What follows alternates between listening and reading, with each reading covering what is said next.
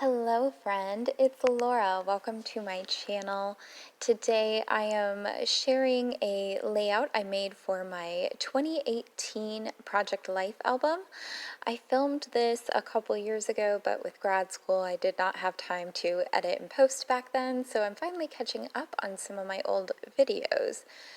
But I think it's super appropriate and fitting because if you watched my 2022 memory keeping plan video, I talk about the importance of catching up on old projects for me this year.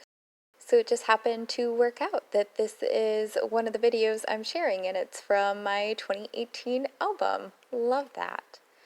I showed you the front side of a Project Life spread. This is size 6 by 12.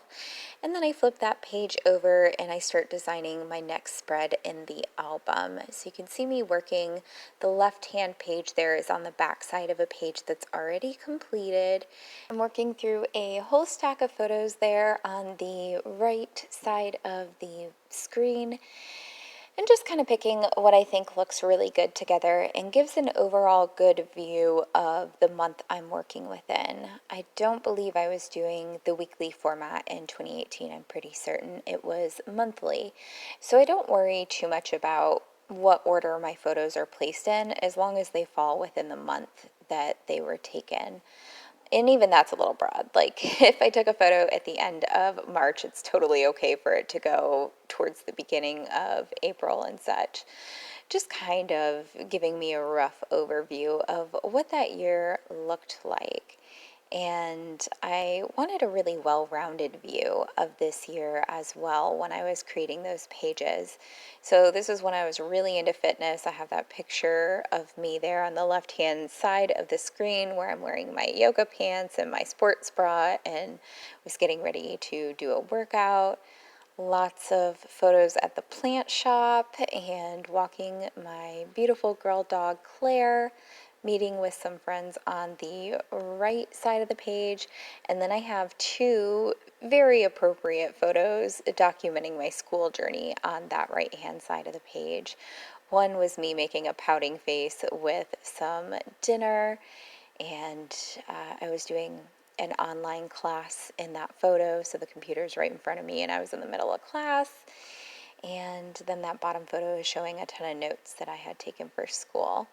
And I really started exploring with stamping a lot in 2018, and I wanted to challenge myself to use that medium, and it's something I really love the look of here.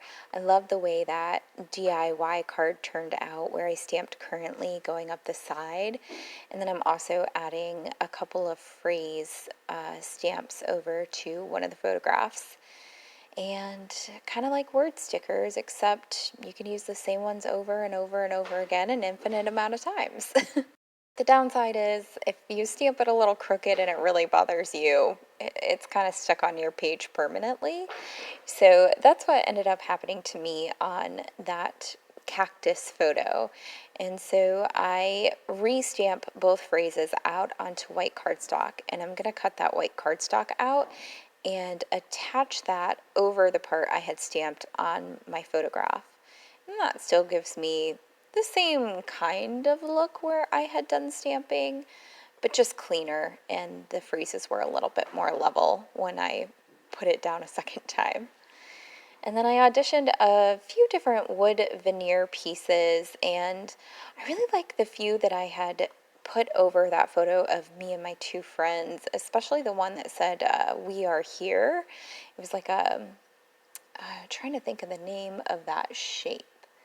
Some kind of like polygon shaped, almost like an arrow, like a really wide arrow. I don't know what that shape is called, but I really liked that one. I just thought my friend's face was a little bit too low to the bottom of the frame to really fit that embellishment there without it like distracting from our faces.